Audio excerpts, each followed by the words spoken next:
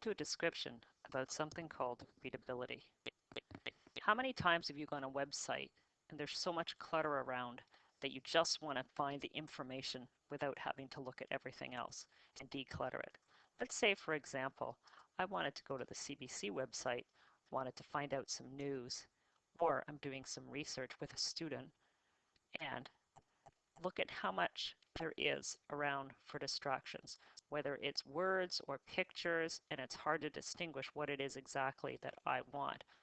Let's say I want something about this article on hockey.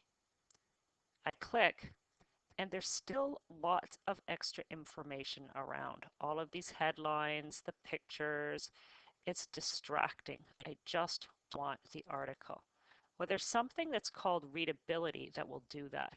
I'm going to demonstrate it, and then we'll look at how we can get it. So I've saved it under my favorites. I'm on the website I want to clean up, and I just hit readability. And it automatically takes the article, the main piece of information on that website, and put it in a clean format. And now I can print it, save it, copy and paste it, instead of being completely distracted by all the extra bits and pieces that can distract a student. So let's test it out. Let's go back to Google and let's find this readability website and see what we need to do. So let's put in readability, and this website comes up, an ARC90 lab experiment.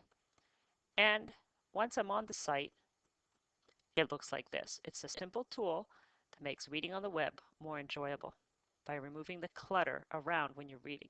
So imagine the power for students when they're doing research, when you're just trying to clean something up. There's a couple of steps. First of all, you select your settings. Their style, size, and margin. So the style, here's an example below with this article that says compelling content worth reading. So I can find out, this first one's a newspaper style, then it changes to novel style, ebook, inverse with dark background and white font, or white background and a smaller font. I'm going to put it on newspaper, and I can change the size. I could have it extra small. Now that's small, small, medium, large, or extra large. I'm going to put it on large because it makes it a lot easier to see. Margin size. I could make it extra wide, but the text is narrow, but the margins are wide. Wide, medium, narrow, or extra narrow, where the text is entirely across the page. I'm going to put it on medium, and now I've selected my settings. So what's the next step?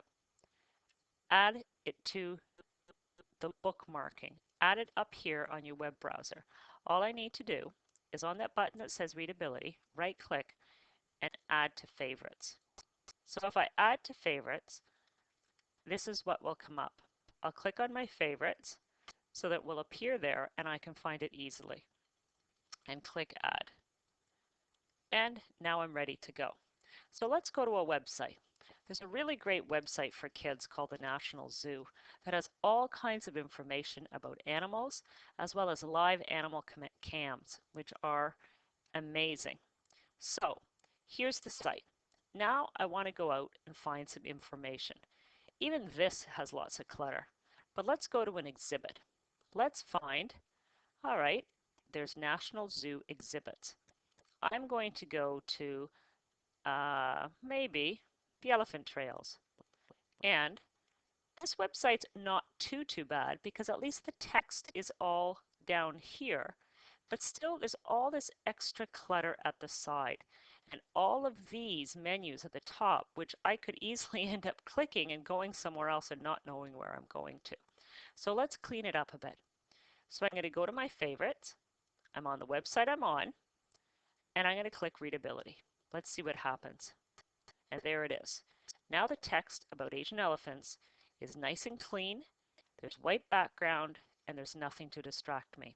Now I could easily copy and paste the information into Premiere Tools, Talking Word Processor, or another word processing system if I wanted to. So that's readability. Try it out, see what you think.